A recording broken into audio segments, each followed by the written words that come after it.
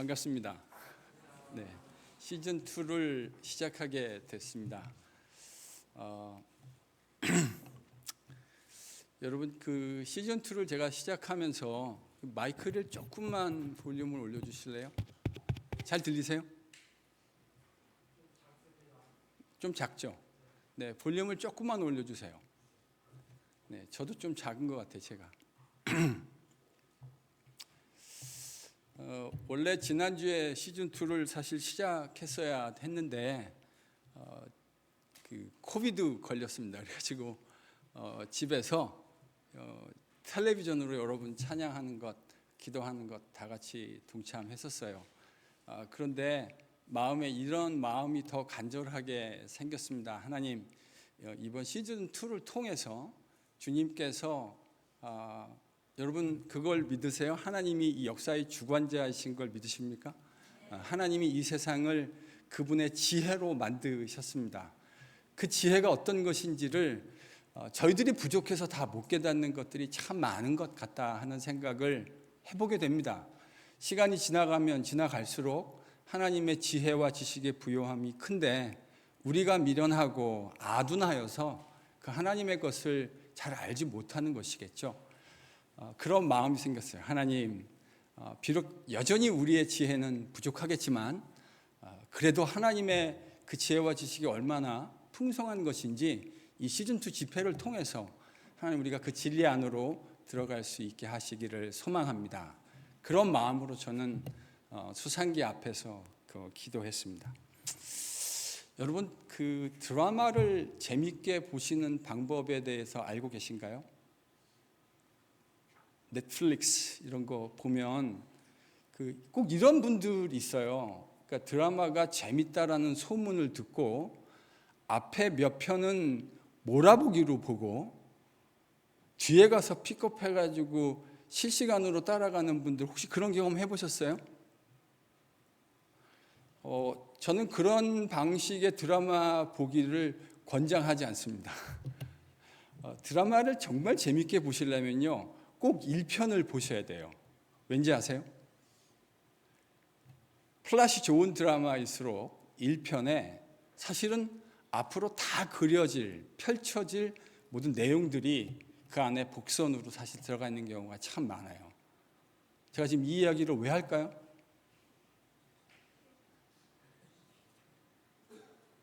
이렇게 눈치가 없으실까?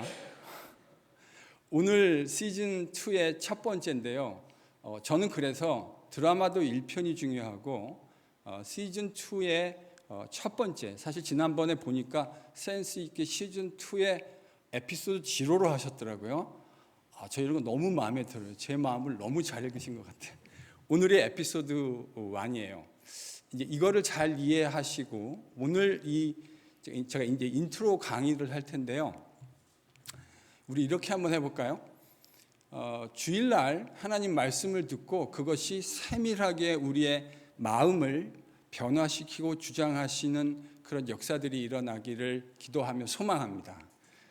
근데 이제 드라마 같은 건 에피소드가 다음 에피소드로 연결되어지고 다음 이야기로 연결되어지고 이렇게 해서 16개의 하나의 스토리가 완성되는 그런 묘미가 있잖아요.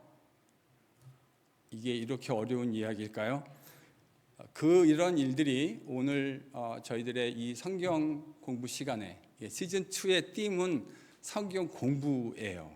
그래서 어떤 하나하나의 교훈을 캐치하는 거에 강조점을 두는 것보다 각각의 에피소드가 다음번 이야기와 어떻게 논리적으로 연결되어지는지, 여러분 이게 잘 되면요 넷플릭스 드라마 보는 거 상대도 안 되게 재밌습니다.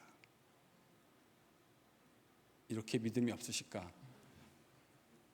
물론 제가 잘하려고 노력할 겁니다. 제가 할 수 있는 최선의 것들을 할 텐데요.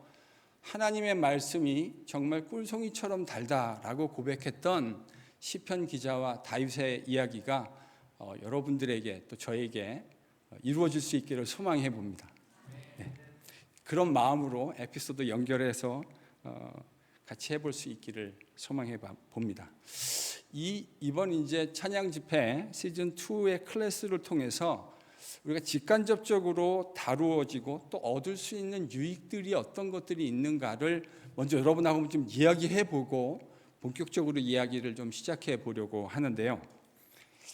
여러분, 우리 그 금요 찬양 집회 시즌 2를 시작하면서 우리 미디어 팀 집사님들과 다양한 연기자들이 그 광고 홍보 영상을 촬영했습니다. 기억나시죠?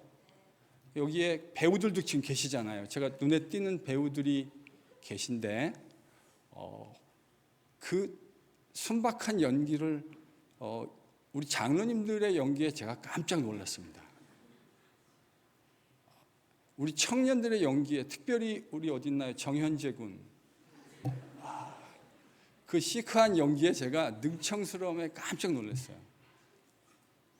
여러분 기억나세요? 장로님들이 나누셨던 대화, 어떤 대화였죠? 주제와 핵심이? 말씀해 보세요. 어떤 내용이었어요? 메시아가 분명히 왔는데 세례 요한은 예수님이 메시아라는 걸 알고 있었잖아요. 어떻게 알았습니까? 하나님이 특별 계시. 세례 받을 때 누군가 위에 성령이 비둘기처럼 내리는 거 보거든 바로 그 사람이 내가 보낼 사람이다. 하나님이 세례 요한에게 직접적으로 가르쳐 주셨습니다. 예수님 세례 베풀 때 그와 같은 일이 일어났죠. 그러니까 세례 요한은 예수님이 뭐라는 걸 알고 있었던 거죠. 메시아. 근데 우리 장로님이 연기를 너무 주연상까지는 아니더라도 아카데미 그 나무 조연상 정도는 드려야 될 것 같아요. 뭐라고 그 뒤에 질문하셨죠? 근데 이해가 안 되는 거예요. 마태복음에 보면 세례 요한이 질문을 해요. 오실 그이가 당신입니까? 여러분 이게 매우 중요한 우리에게 이제 시즌 2를 열면서 정말 중요한 시사점을 던집니다. 두 번째 정현재 군의 연기, 그 우리 청년들의 그 연기에서 핵심이 뭐였습니까? 신약과 구약이 어떻게 연결되고 있는가 하는 그 이야기였습니다. 그런데 정현재 군이 대답을 다 했는데 사람들이 놀랍니다. 그렇죠? 우리가 그걸 그냥 괜히 만든 게 아니에요. 그냥 허투루 만든 게 아니고요. 그 모든 하나하나의 플롯과 대사의 내용들이 이 시즌2와 딱 연결되어져 있어요. 궁금하시면 그 영상을 자주 가셔서 보세요. 우리가 말하려고 하는 내용이 이제 이번 시즌2 전체가 그 얘기하려고 하는 거예요. 그리고 이제 마지막에 보면 이강택 목사의 그 저는 이제 그걸 제 연기를 보면서 손하고 발이 이렇게 오그라들어가지고 피지 못한 상태로 제 연기를 다 봤어요.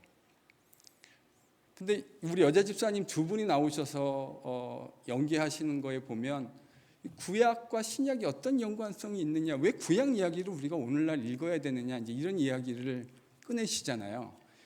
이 세 가지 이야기와 질문들 에피소드들이 우리가 이번 그 에피소드에 다루려고 하는 것과 얼핏 보면 연결이 잘 안 돼요.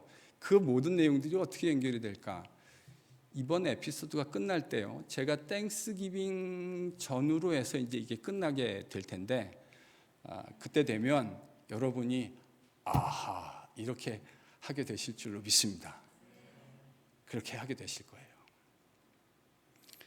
자, 그래서 이제 제가 본격적으로 시작하기에 앞서서 다짐을 하나 받겠습니다. 이제 옆에 분에게 이렇게 권면해 주세요. 완주하세요. 완주하세요. 완주하세요.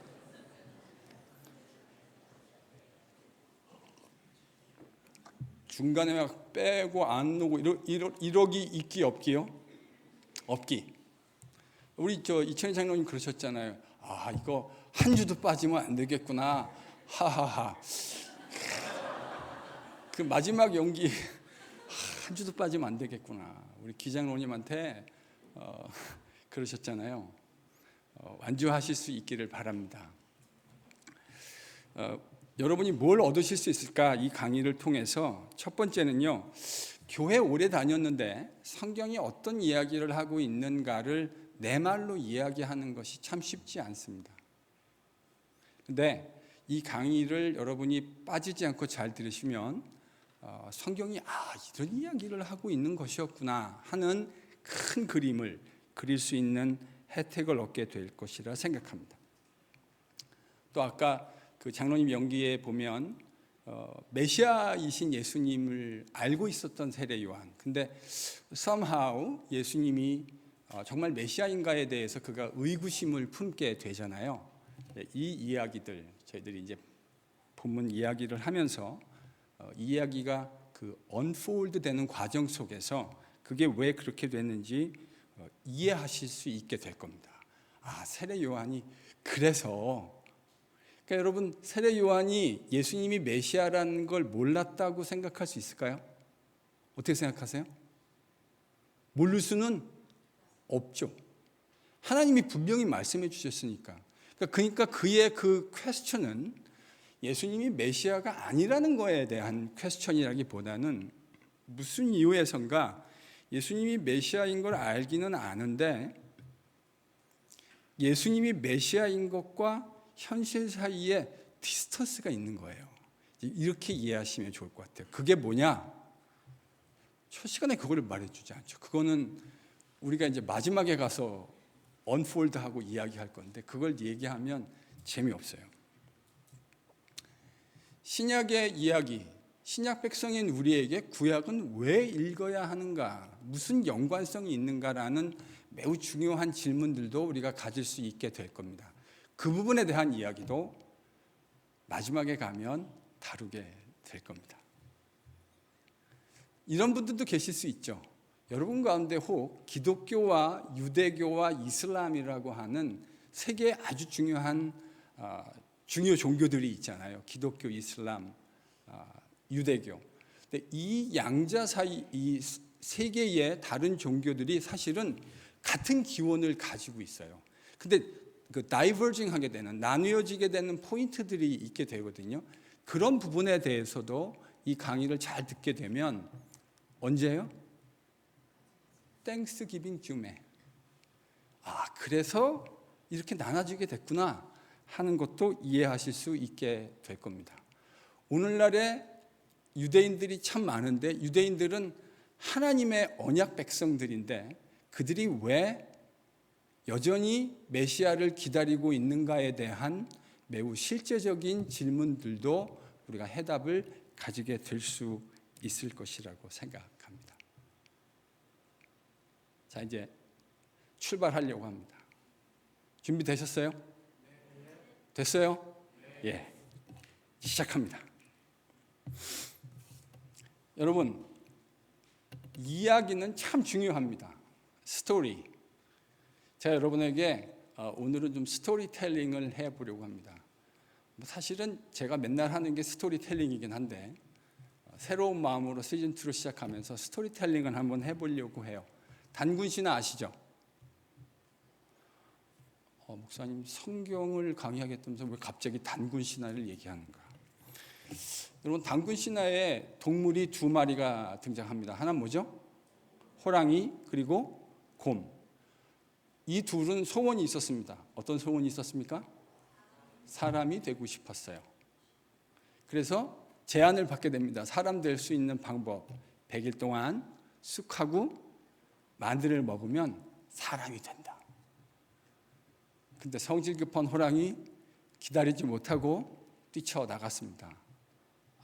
곰은 그 인내 시간을 지나면서 사람이 됩니다. 그래서 어떻게 됐습니까?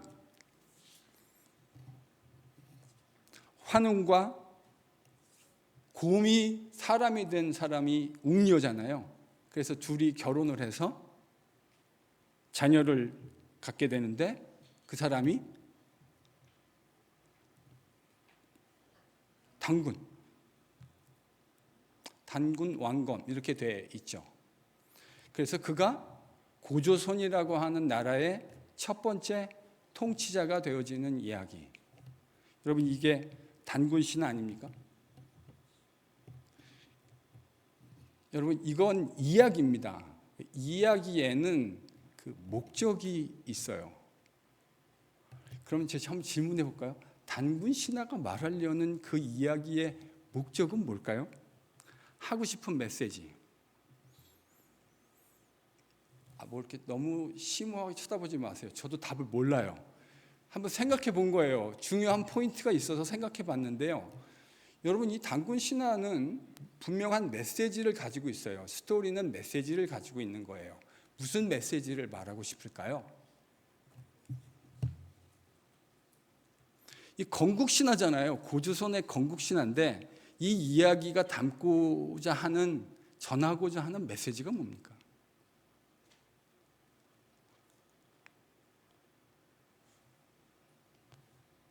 제가 생각한 거 한번 힌트를 드려볼까요? 단군이 태어나게 된 건 엄마가 웅녀였잖아요. 곰이었잖아요. 근데 곰은 이 스토리 안에서 어떤 캐릭터인 거죠? 인내와 끈기의 캐릭터입니다. 그렇죠? 그러니까 고조선이라고 하는 나라가 이렇게 시작되었다라고 하는 신화적 이야기를 만들어낸 목적에는 이 이야기를 통해서 고조선 사람들이 어떤 사람들이라는 메시지를 전달하고 싶었을까요? 은근과 끈기가 있는, 저는 아마도 그런 의미가 이 신화 이야기 속에 담겨져 있을 거라고 생각합니다. 여러분, 성경도 이야기로 시작합니다. 제가 단군 신화랑 성경이 똑같다라는 이런 취지가 절대로 아니에요. 그런데요, 성경 안에도 이야기가 등장합니다. 근데 성경 안에 등장하는 이야기, 우리가 성경을 이해하려면 유대인들이 가지고 있었던 이야기를 좀 이해할 필요가 있습니다. 유대인이 뭘 가지고 있었다고요? 이야기요. 이야기. 근데 그 유대인들의 이야기는요, 언약적이라고 하는 특징을 가지고 있었어요. 무슨 특징이요? 언약적인 특징. 그 언약적 이야기의 시작은 창조로 시작합니다. 하나님이 세상을 만드셨다는 거예요. 하나님이 세상을 만드셨는데 하나님이 세상을 왜 만드셨을까요? 한번 대답을 해보시죠. 하나님 세상 왜 만들었어요?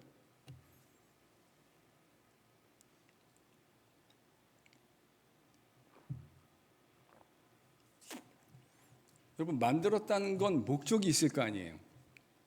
하나님이 세상을 만들고 특별히 인간을 하나님의 형상으로 만들었다. 이 말은 하나님이 세상, 특별히 그 안에 핵심인 인간들을 만드신 목적이 하나님과 함께 더불어 펠로우십을 하는 것이다. 이게 아주 스트롱하게 그 안에 임플라이 되어 있는 거예요. 자, 한번 따라해 보실까요? 하나님의 창조의 목적은 펠로우십이다. 예, 하나님은 우리와 함께 펠로우십을 하기 위해서 세상을 만드신 겁니다. 근데 여러분, 어떤 관계에도 그 관계가 유지되기 위해서는 뭐가 필요하죠? 그 안에 규정이 필요해요. 여러분, 남자와 여자가 결혼을 합니다. 이제 청년들이 많이 있는데, 여러분, 청년들이 나중에 궁극적으로 이제 결혼을 하게 되어지면 가정을 만들게 됩니다. 근데 가정이 굴러가려면 뭐가 필요하죠? 그 가정에도 룰이 필요해요. 그건 그 남편과 아내가 정하는 방식에 따라서 그들의 가치에 따라 달라질 수 있을 거예요. 그렇죠? 그래서 뭐 이런 거 있잖아요. 바깥에서 너무 놀지 말고 밤 9시까지는 귀가. 뭐 이런 거 있지 않을까요?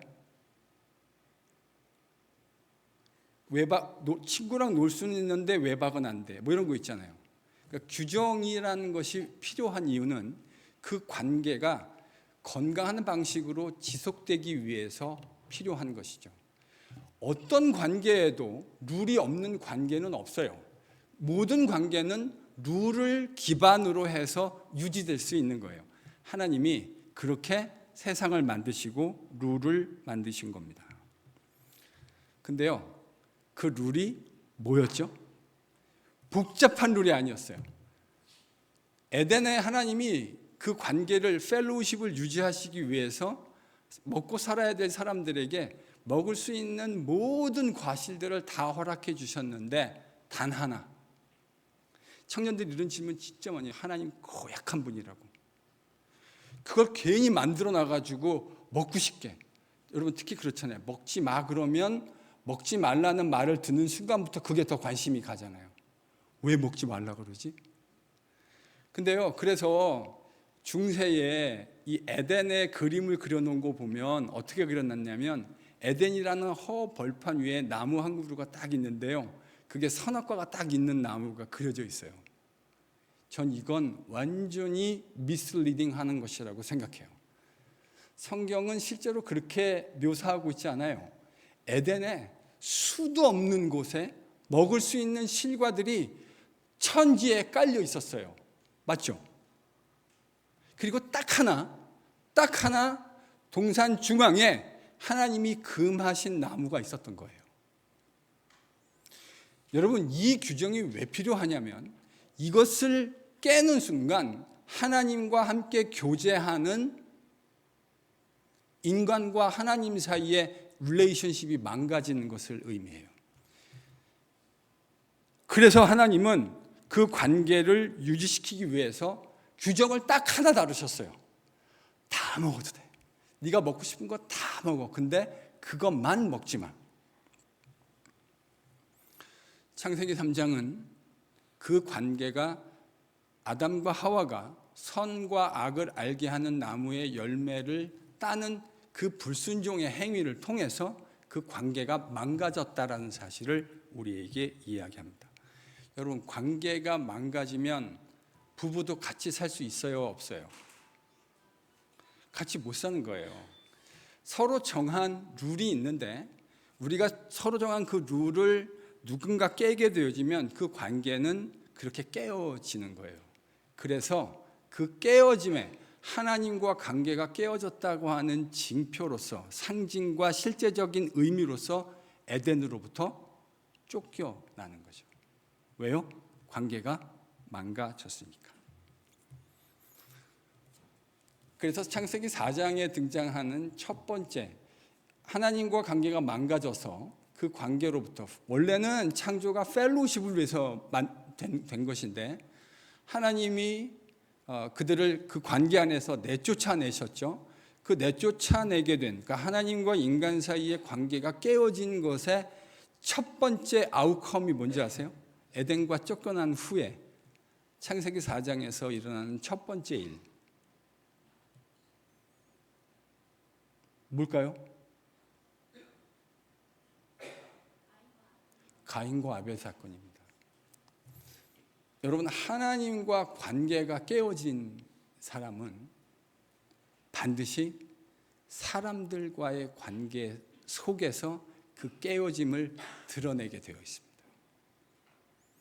하나님의 창조의 목적이 펠로우십이었는데 그 펠로우십이 망가지니까 그 망가진 것, 하나님과의 관계가 망가진 것의 결과로 사람들 사이의 관계가 망가지는데 너무 아픈 이야기잖아요. 형제끼리, 형이 동생을 쳐서 죽이는 사건. 그래서요, 창세기 4장부터 시작해서 6장에 이제 노아 홍수의 이야기가 나오고요, 4장부터 11장까지의 이야기는 어떻게 하나님과의 관계가 망가진 인간들이 지속적으로 계속해서 망가져 가느냐 하는 이야기를 다루고 있어요. 여러분, 제가 그래서 에베소 강의할 때 하나님은 다시 우리를 그리스도의 복음으로 뭐 하기 위해서 우리를 찾아오셨죠? 샬롬으로 회복시키시기 위해서, 관계를 회복시키기 위해서 찾아오셨어요. 그래서요, 하나님과 관계가 회복되어진 사람의 삶 속에는 반드시 열매로 뭐가 확인되어지죠? 사람들 사이의 관계를 회복시키는. 그래서 하나님의 복음이 무엇인지를 깨닫게 된 사람은 피스메이커가 되지 않을 수가 없는 거예요. 샬롬을 이루어낼 수밖에 없는 인생을 살게 되는 거예요. 전에는 하나님을 잘 믿지 않는 사람의 삶에는 항상 깨어짐이 나타나요. 그런데 예수의 복음을 깨닫고 잘 믿게 되어지는 사람은 참 희한해요. 그 사람이 가면 깨어져 있던 공동체 안에 회복의 역사가 일어나요. 저와 여러분의 삶 속에 이 역사가 일어날 수 있기를 축복합니다. 복음을 깨닫는 건 그런 거예요. 왜냐하면 처음부터 하나님의 창조는 그걸 목표로 하고 있었기 때문이에요. 건강한 펠로우십. 그런데 하나님과 그 관계를 망가뜨리는 것의 결과가 인간들 사이에 지속적으로 관계가 망가지는 것을 통해서 나타나게 되는 것이죠. 그래서 4장부터 10장까지 관계가 계속해서 망가져요. 망가지고 또 망가지고 또 망가지고 더 망가지고, 그러니까 시간이 가면 갈수록 이게 계속 망가져가는 패턴이 돼요. 여러분 11장에는 무슨 얘기가 있는지 아세요? 바벨탑 사건입니다. 바벨탑 사건의 동기가 뭐였죠? 시작, 하나님처럼 되고 싶은 거예요. 우리가 탑을 쌓고 올라가서 하나님처럼 한번 돼보자. 여러분, 저는 이게 우리 인간 죄성의 핵심이라고 생각합니다. 한번 따라해 보실까요? 하나님처럼 되고 싶음. 하나님처럼 되고 싶음. 인간의 죄성의 핵심이 뭐냐면요, 하나님처럼 되고 싶은 거예요. 우리가 세상에서 많이 하는 말 중에 이런 거 있죠. 네가 뭔데? 그런 말 되게 많이 하잖아요. 당신이 뭔데? 저는요, 이게 우리들끼리는 있을 수 있는 얘기인데요, 하나님과의 관계 속에서 적용되어질 때 그게 저는 죄성의 핵심이라고 생각해요. 하나님이 뭔데? 성경에서 얘기하는 하나님은 어떤 분이시죠? 저와 여러분을 지으신 분입니다. 창조주이십니다. 그가 우리에게 요구하는 건 우리에게 가장 행복한 일입니다. 우리가 그걸 받아들이려고 하지 않는 것이 문제죠. 그래서요, 하나님과의 관계를 깨버린 인간들은 지속적으로 마음에 하나님 두는 것을 싫어합니다. 그리고 하나님이 뭔데 나한테 이런 것들을 요구해? 이런 이야기들을 해요. 여러분이 아시는지 모르시는지 모르겠지만 바로 그게 죄성의 핵심이고요, 인간의 패역함의 핵심이에요. 자, 하나님은 세상을 우리와 펠로우십 하시기 위해서 만들었습니다. 우리와 함께 아름다운 교제를 누리시기 위함인 거죠. 근데 인간의 죄악이 그것을 깨트려 버렸고, 그 깨트려진 것의 결과가 지속적으로 하나님과 우리 사이의 관계들을 깨칠 뿐만 아니라 우리들 사이에, 사람들 사이의 관계도 다 망가뜨려 버렸습니다. 창세기 12장, 이게 11장까지 이야기예요. 여러분 12장에 어떤 이야기가 등장하죠?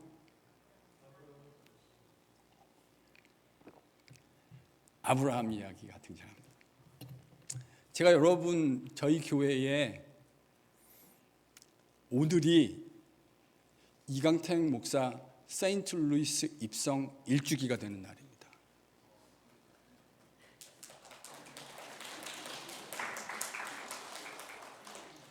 이 반응은 뭐죠? 제가 이거를 받으려고, 박수를 받으려고 말씀드린 게 아니고요, 제가 저희 교회를 섬기기 위해서 주님으로부터의 부르심을 받고 세인트루이스 땅을 밟았던 날이 딱 1년 전입니다. 정확하게 1년 전입니다. 제가 오늘 아침에 일어나서 말씀을 묵상을 하고 큐티를 하는데 그날의 기억이 떠올랐어요. 하나님이 그분의 뜻을 가지시고 부족하지만 저를 우리 KPC의 목사로 불러주시고 주님이 기뻐하시는 이 회복의 역사를 감당하라고 저를 보내셨습니다. 저는 주님이 저를 이 KPC에 왜 보내셨는지를 너무나 분명하고 선명하게 알고 있습니다. 제 주인의 뜻이 뭔지 알아요. 근데 와가지고 제가 시간이 지나고 창세기를 같이 읽어나가십시다 하고 시작했던 첫 번째 이야기가 누구 이야기였죠? 아브라함 이야기였어요. 우연이 아니고요, 저는 매우 인텐셔널하게 그렇게 시작했던 거예요. 왜 그러냐? 펠로우십을 하기 위해서 만들었는데 인간들이 그 하나님의 플랜을 다 메스업 시켜버렸어요. 토럴 케이오스가 돼버린 거죠. 나중에는 아예 인간들이 집단적으로 들고 일어나서 하나님처럼 되고 싶다라는 욕구를 바벨탑을 만드는 사건을 통해서 표현했어요. 그래서 하나님이 지금 어떻게 하셨죠? 그걸요? 그들의 언어를, 그래서 우리가 영어 배우느라고 이렇게 생고생을 하면서 살고 있는 거 아닙니까? 저도 영어를 배우기 위해서 얼마나 많은 시간들을 노력했는지 몰라요.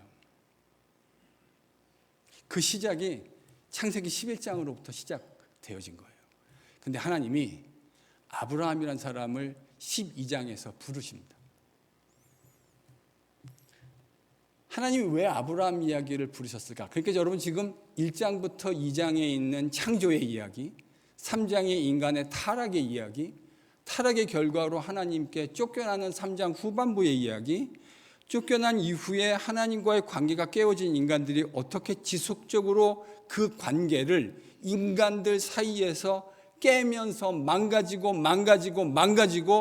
최악으로 치닫고 있는가를 보여준 11장의 이야기를 기록하고 난 후에 12장은 다소 뜬금없이 하나님이 아브라함을 부르시는 이야기로 시작합니다.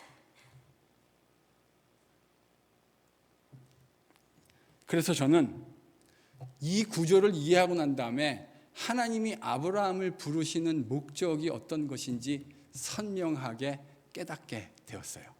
여러분 그게 뭔지 아세요? 이 스토리를, 이 이야기를 연결해 보면 계속해서 망가져갔던 하나님의 계획이 인간의 불순종으로 인해서 메스업되어지고 있었던 이 이야기에 아브라함을 툭 하나님 불러내시는 이야기는 결국 선하게 교제를 위해서 창조한 하나님과 인간 세상의 이 교제를 하나님이 어떻게 다시금 레스토레이션 하시는 것인가. 여러분 이거를 보여주는 첫 번째 이야기가 바로 아브라함을 통해서 하나님이 아브라함 안에서 이스라엘이라고 하는 한 민족을 선택하시는 이야기입니다. 이 선택의 이야기의 초점이 뭐에 맞닿아 있다고요? 하나님이 교제를 위해서 선하게 창조하셨지만 인간의 불순종으로 완전히 망가져버린 이 관계를 하나님이 어떻게 회복해 내시는가? 이게 바로 하나님이 아브라함을 부르신 하나님의 목적입니다. 이렇게 말할 수 있을 것 같아요. 타락한 세상에 대한 하나님의 솔루션. 그게 뭐라고요? 아브라함을 부르시는 창세기 이야기의 논리적 연결고리입니다. 하나님이 아브라함을 왜 부르셨습니까?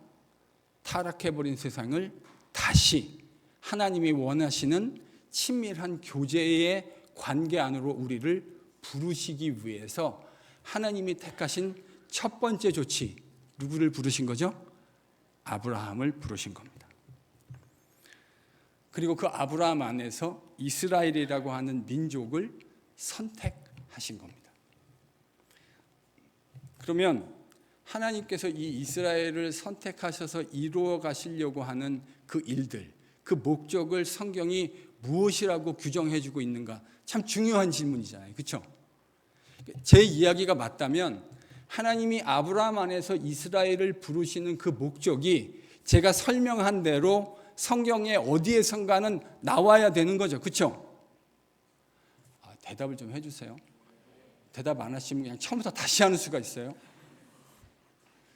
제 얘기가 맞다면 논리적으로 그렇잖아요. 그게 맞다면 성경 어디에선가 하나님이 아브라함 안에서 이스라엘을 부르시는 이 이야기가 제가 지금 설명했던 다시 레스토레이션, 관계를 레스토레이션하는 이야기로 성경에 등장해야 될 거 아니에요. 그렇죠?